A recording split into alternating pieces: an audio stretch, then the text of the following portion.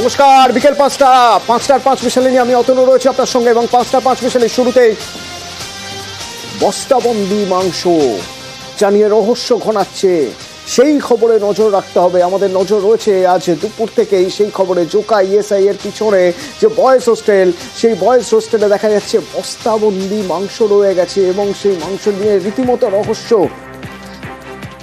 Forensic department বলছে যে এটা কোনো পশুর মাংস, কিন্তু কিভাবে হাসপাতালের সামনে এই মাংস তা নিয়ে কেউ কিছু বলতে পারছে কি? সমীর রয়েছে আমার সঙ্গে, সরাসরি একবার কথা বলবো। সমীর, ওই বস্তা এলো কোথা থেকে, জানা যাচ্ছে কিছু এখনো?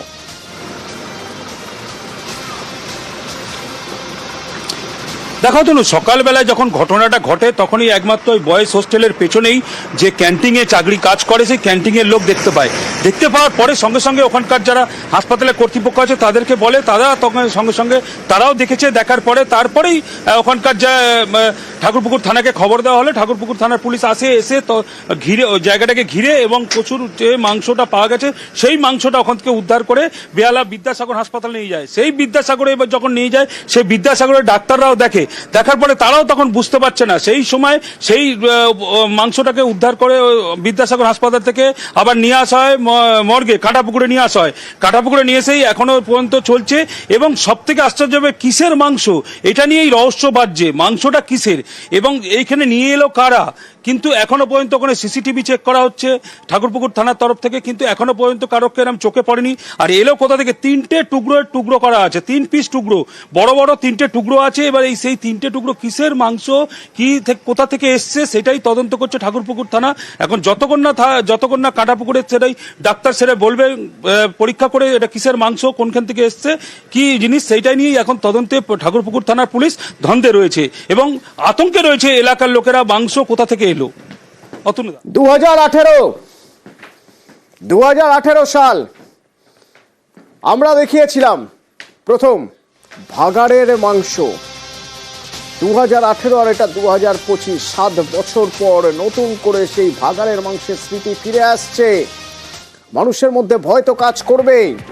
আমরা দেখিয়েছিলাম কিভাবে 2018 সালে বজবজ এলাকায় পাচারের সময় উদ্ধার হয়েছিল মাংস।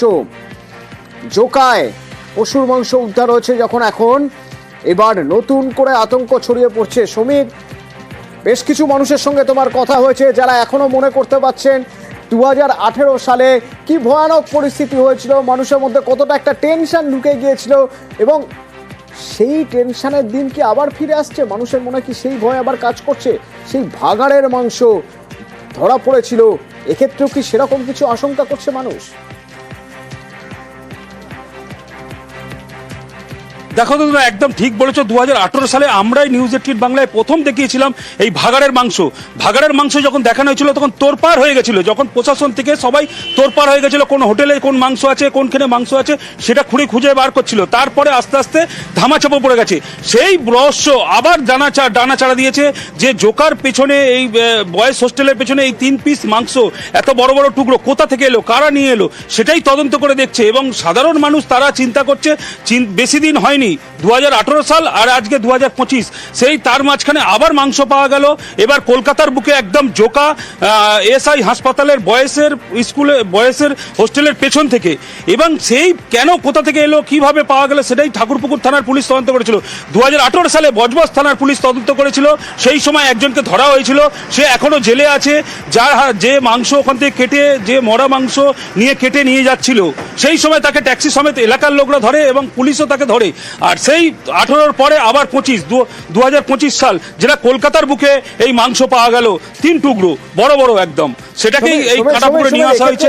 কয়েকটা বিষয় একটু আমি তুলে ধরার চেষ্টা করবো। প্রথমত ক্লোজ সার্কিট ক্যামেরার কোনো ফুটেজ রয়েছে, সে ব্যাপারে কোনো খোঁজ খবর নেওয়া হয়েছে? এখানে আশপাশে কোনো ক্লোজ সার্কিট ক্যামেরা রয়েছে যার ফুটেজ পাওয়া যেতে পারে তদন্তের? এটা তো একটা দিক গেল। আরেকটা দিক হলো যে ওই এলাকায় মাংস ব্যবসায়ী বা মাংস বিক্রেতা কারা, তাদের সঙ্গে কি যোগাযোগ করা হয়েছে?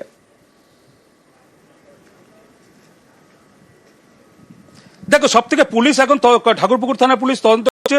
যেরকম ক্যামেরা তুমি বললে, ক্যামেরাও চেক করা হচ্ছে এবং ওই আশেপাশে কিন্তু কোনো মাংসের দোকান, বড় মাংসের দোকান নেই।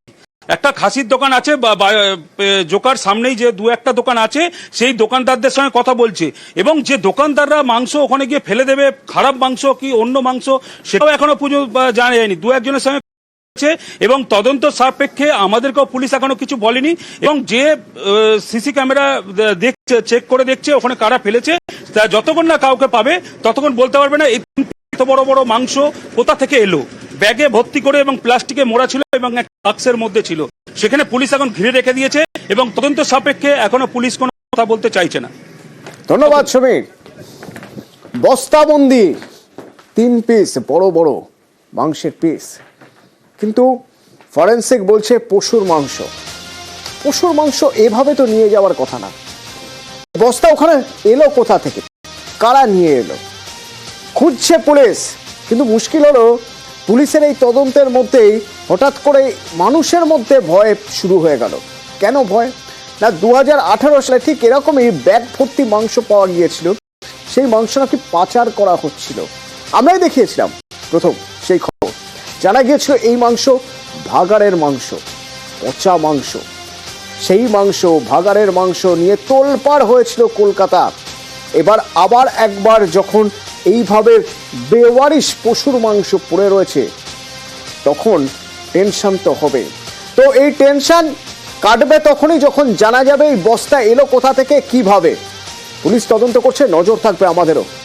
নজর রয়েছে আমাদেরও আজ সকাল থেকে বাংলাদেশের খবরে। তার কারণ ওদিকে আমেরিকার প্রেসিডেন্ট আর ভারতের প্রধানমন্ত্রী, তাদের বৈঠক অত্যন্ত গুরুত্বপূর্ণ। যে বৈঠকে পাকিস্তান প্রসঙ্গ উঠে আসছে, বাংলাদেশ প্রসঙ্গ উঠে আসছে।